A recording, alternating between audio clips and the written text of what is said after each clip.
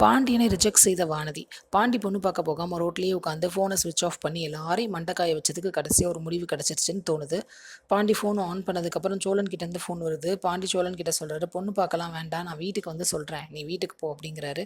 ஒன்றுமே புரியல சோழனுக்கு. வீட்டுக்கு போய் எல்லாட்டையும் சொல்லிடுறாரு. நேராக வீட்டுக்கு போகாமல் வானதி வீட்டுக்கு போகிறாரு பாண்டி. போயிட்டு வானதியோட அம்மா அப்பா கிட்ட, எங்கள் அண்ணனுக்கு கல்யாணம் பண்ணதுக்கப்புறம் தான் நான் கல்யாணம் பண்ணுவேன், நான் வானதியை நான் கண்டிப்பாக கல்யாணம் பண்ணுவேன் அப்படிங்கிறாரு. அதுக்கு வானதியோட அம்மா கேட்குறாங்க, அண்ணனுக்கு கல்யாணம் பண்ணதுக்கப்புறம் தான் நீ கல்யாணம் பண்ணணும்னு முடிவு பண்ணுறா சரி, ஆனால் அந்த பொண்ணை பார்த்துட்டு இதை சொல்லிட்டு அதுக்கப்புறம் கல்யாணத்தை தள்ளி வச்சிருக்கலாம்ல, இப்போ ஏன் இப்படிலாம் பண்ணுற அப்படின்னு சொல்கிறாங்க.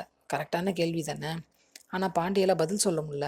எல்லாரும் என்னை மன்னிச்சிருங்க, ஏற்கனவே சோழன் அண்ணன் முதல்ல கல்யாணம் பண்ணிட்டு வந்தனால சேரன் அண்ணனுக்கு பொண்ணு தர்றதுக்கு எல்லாரும் யோசிக்கிறாங்க. இப்போ நானும் அதே மாதிரி கல்யாணம் பண்ணிட்டா எங்கள் அண்ணனுக்கு கல்யாணம் ஆகாமலே போயிடும், அதனால தான் நான் டிலே பண்ணுறேன். எங்கள் அண்ணன் இப்போ ஒரு பொண்ணை லவ் பண்ணுது, அவங்க கூட தான் கல்யாணம் பண்ணும், அதுக்கப்புறம் கண்டிப்பாக நான் வானதியை கல்யாணம் பண்ணுவேன் அப்படின்னு சொல்கிறாரு. எல்லாரும் என்னை மன்னிச்சிருங்க அப்படின்னு சொல்லிட்டு போயிடுறாரு.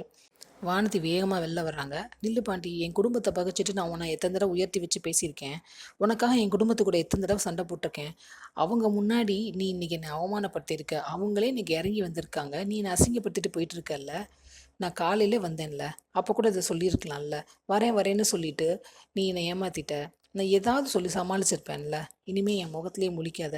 எல்லாரும் சொன்ன மாதிரி, குறிப்பாக எங்கள் அண்ணன் சொன்ன மாதிரி நீ லவ் பண்ணுறது மட்டும்தான் நான் இருந்திருக்கேன், என்னை கல்யாணம் பண்ணுங்கிற ஐடியா உனக்கு இல்லவே இல்லை, ஏன்னா சுத்தமாக உனக்கு பிடிக்கல பாண்டி, அதனால தான் இப்படி பண்ணியிருக்க, இனிமேல் என் மூஞ்சிலே முழிக்காத அப்படின்னு சொல்கிறாங்க. பாண்டி வந்து அப்படிலாம் இல்லை வானத்தின்னு சொல்கிறாரு. வானத்தி கேட்குற மாதிரியே இல்லை.